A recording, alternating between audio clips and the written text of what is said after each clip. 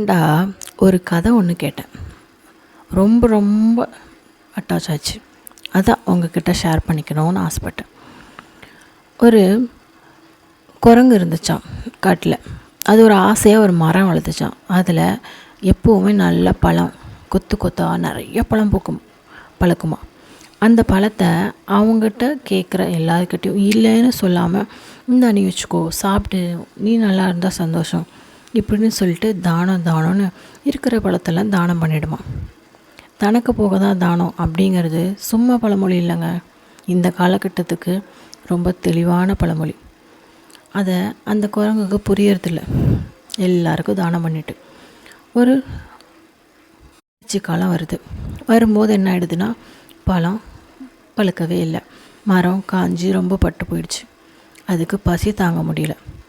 அது நல்லா இருக்கும்போது அதுக்கிட்ட வந்து பாராட்டு மழை, ஒன்றை மாதிரி நண்பன் கிடையாது, ஒன்றை மாதிரி ஆள் கிடையாது, இருக்கிற வரைக்கும் நாங்கள் எப்போவுமே சந்தோஷமாக இருப்போம், நீ தான் எங்கள் குடும்பத்துக்கே தலைவன், இந்த வீட்டுக்கே தலைவன், நாட்டுக்கே தலைவன்லாம் டைலாக் பேசியிருப்பாங்க. ஸோ அவங்களெல்லாம் நம்பி போய் கேட்கலான்னு அந்த குரங்கு போச்சான். போகும்போது அதுக்கு தெரிஞ்சுதான், ஒவ்வொருத்தங்க ஒரு பதில். என்கிட்ட இல்லையே, இப்போ தான் காலியாச்சு, நான் அப்புறமா தரட்டுமா, கோச்சிக்காதன்னு. இதெல்லாம் நல்லா பேசுவாங்கல்ல, நம்மளை சுற்றி இருக்கவங்களும் இப்படி தான் பேசுவாங்க. அந்த குரங்குக்கும் அதே பதில் தான் கிடச்சிருக்கு. அந்த குரங்குக்கு என்ன பண்ணுறதுன்னு தெரில, ஆனால் பசி அளவுக்கு மீறி இருக்குது. உடனே அமைதியாக வரும்போது ஆற்றங்கரையில் தண்ணியை குடிச்சிட்டு வீட்டுக்கு வந்துருச்சான். இந்த குரங்குக்கிட்டேருந்து நம்ம ஒரே ஒரு விஷயத்தை தான் கற்றுக்கணும். தனக்கு போக தான் தானம். நீ எவ்வளோ பெரிய ஆளாக இருந்தாலும் சரி, சின்ன ஆளாக இருந்தாலும் சரி, நம்மளுக்கு வந்து கேட்டுட்டாங்க கொடுத்துருவோம்.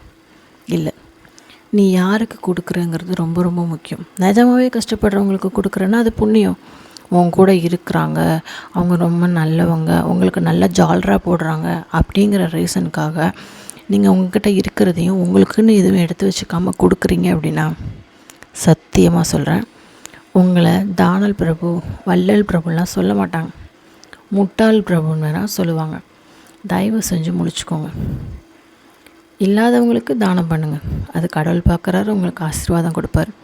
ஆனால் இருக்கிறவங்களுக்கு, அது உங்கள் கூட இருக்கிறாங்கங்கிற ஒரே காரணத்துக்காக அள்ளி வள்ளல் மாதிரி கொடுக்காதீங்க. அதனால் பின்னாடி காலத்தில் உங்களுக்கு இல்லைங்கிற சூழ்நிலை வரும்போது சத்தியமாக சொல்கிறேன், யாருமே உங்களுக்கு உதவி செய்ய மாட்டாங்க. இந்தான்னு மனசார கொடுக்கறதுக்கு யாருக்கும் மனசு வராது. எல்லாருமே நம்மளை மாதிரியே தான் இருப்பாங்கன்னு நம்ம நினைக்கிறது தான் நம்ம வாழ்க்கையோட மிகப்பெரிய முட்டாள்தனம். இந்த முட்டாள்தனம் இந்த உலகத்தில் இருக்க பல பேர் பண்ணிக்கிட்டுருக்கோம். சீக்கிரம் வெளியே வந்துட்டோன்னா நல்லாயிருக்கும்னு நினைக்கிறேன்.